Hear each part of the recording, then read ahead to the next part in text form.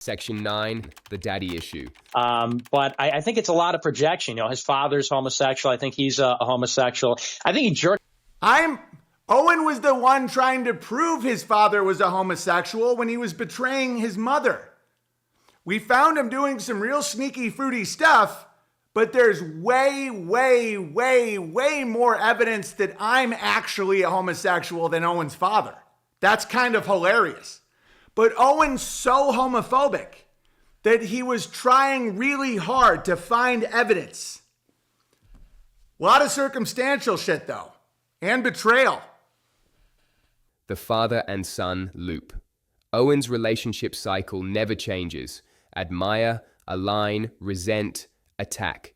He's done it with mentors and now with younger rivals. Each feud plays like a family drama. The father who disappointed him, the son who replaced him. John Kerry Smith, a longtime professor at SUNY Plattsburgh. He taught rhetoric as the art of persuasion, not just to students, but even to government agencies. Rhetorical vision in the inaugurals, like in all of them, need credibility, believability, and legitimacy. For Reagan, legitimacy and credibility are drawn from the experience of the American people. That is, the sanctioning agents are these series of cultural myths that assert our worthiness as a people of this blessed land who only need revive our faith in ourselves and courage in facing our destiny, that we believe that together with God's help we can always do the great deed.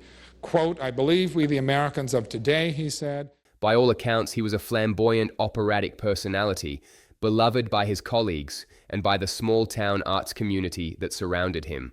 If you'd ask many students at New York's SUNY Oswego who their favorite professors were, John Kerry Smith's name would be heard very often. Born in Oak Park, Illinois in June of 1942, John Kerry Smith has been a professor in the Communication Studies Department at New York's College at Oswego since 1974.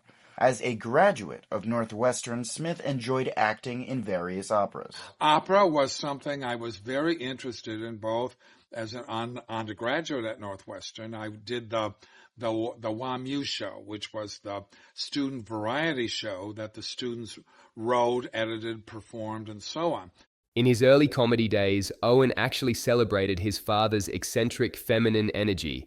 He'd mimic his dad's operatic flair on stage, the hand gestures, the singing, the theatrical confidence, turning it all into light-hearted stand-up material. My dad's funny. He's a public speech professor, rhetoric, sings opera, a lot of colorful bathrobes. He's a very fruity man.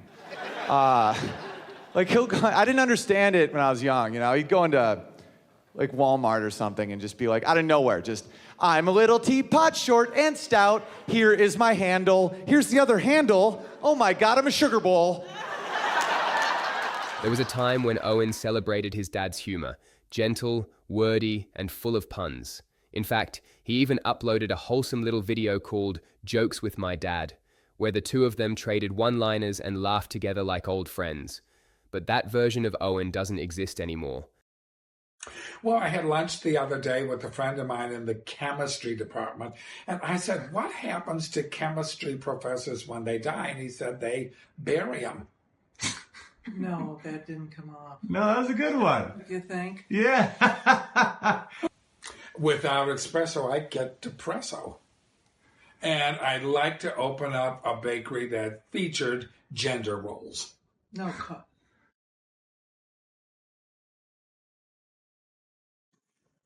Dad, what do you think you might do if you ever retire? Well, I thought of maybe opening up a bakery. And remember, Old World Bakery was really one of the better ones. But I think the best way to do it in Oswego these days would be to make sure you featured gender roles in your bakery. What's the most important thing you do in the morning? Well, I have my espresso, but you know, if I don't have my espresso, I get very depresso.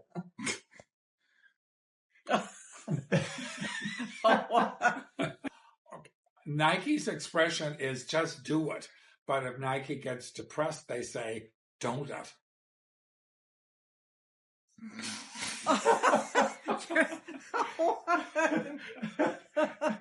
What do you think, Oliver? Years later, he would stream about the same man, not with affection, but with venom. He dissected those same puns he once adored, sneering at them as proof that his father was gay, weak, and embarrassing. Okay, now that you know a little backstory about who we're dealing, bear in mind, this is the guy that took all of my mom's retirement, hundreds of thousands of dollars, and gave it to gay, scammy guys on the internet. And when confronted, he was like, why are you yelling at me? Okay, so now listen to the fucking pun. And you tell me why I don't like puns. It was a complete inversion. Love turned to contempt, nostalgia into bitterness. Watching the two clips side by side feels less like a comedy retrospective and more like a psychological autopsy.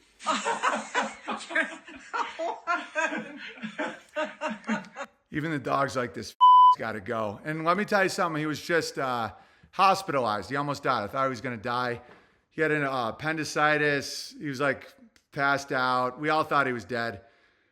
He goes to the hospital. He's there. He doesn't have enough water. It's a horror show. My wife, Amy, was one of the only people to call him. My brother's wife did a great job with him too. But when it first happened, my wife, Amy, made sure she found the hospital, made sure we called, let him know we cared. And he was like, that means so much to me. Okay? We cared. We were actually trying to find out where he was, trying to help him any way we could. We were going to send him flowers. As soon as he got better, I don't even think he knows my wife's name. He never called and said thanks. He doesn't give a shit. She did it because she's a good person. Because it's the right thing to do. He doesn't know the names of my kids. Why would he? Why would he? It's his ride. My mom is in her 80s. One second. And she's not aging mentally at all. I told her today, it's like I'm talking to a 40-year-old. She is aging physically, she needs a lot more naps. I think some of them could have been phrased differently. Because I think that's why you guys are such a good combo, because he's the rhetoric guy, but you're the English professor. So he throws the charm out, but you want to tweak it and boil it down a little. So what jokes do you think needed a little tweaking? Oh, gosh. There's the gender roles one. You thought he phrased it bad. Oh, I did. That it needs to, gender roles has to be set apart as the title of the store. Dad, you hearing the notes? Yeah. So we've come up with the gender roles has to be the title of the bakery, not the name of the actual rolls. Oh. Okay. And the Nike slogan needs a flow. Oh. So it's just do it. Depressed brother, just don't it. Okay. You guys want to try again? No, I'm tired. I couldn't be in entertainment because after a while I have to go to bed and people still want to have more takes. Yeah, and I'm not very good at takes either. You did a good job. Well, thank you. Yeah. You always bring the heat. You bring the heat, Pops. Thank you. Because underneath those feet, there's a really nice pedicure. Yeah. My dad, when my mom had surgery on her bladder or something a few years ago, my dad wouldn't drive her home from the hospital because he was afraid it was going to snow. And it's been like that my whole life. I mean, just the cowardice. And I'm not mad. I promise I hold no grudges towards my dad. I'm very grateful that he had me and he provided a roof over our heads and he taught me a lot of great stuff. But I mean, the mental, the shit is just nuts. But somewhere along the line, the affection curdled. As Owen's worldview hardened, so did his attitude toward the very traits he once admired. The man who once laughed with. Yeah, a lot of my takedowns of liars definitely has to do with my father. Because I hate them. So that explains that. So if you might be thinking, why do you fucking go after liars so hard? Vox even asked me that in Spain. He was like, man, you really go after it. It's like, Yes. I have unresolved issues with my dad who's a lying homosexual. So I just want to take down other lying homosexuals now. And since I understand that, it doesn't control me. But that's clearly a motivator. As Owen drifted further into the hard-right echo chamber, chasing validation from his new conservative audience, his tone changed. Yeah, if success is just allowing someone to penetrate you anally. Oh, he must be obsessed. It's him obsessed with anal sex, not Joe Rogan. No, it's Joe Rogan.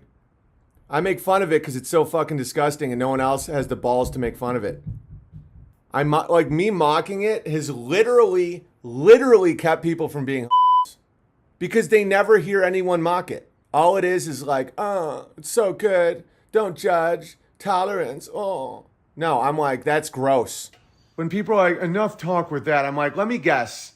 You're constantly complaining about the LGBT agenda, right? Okay.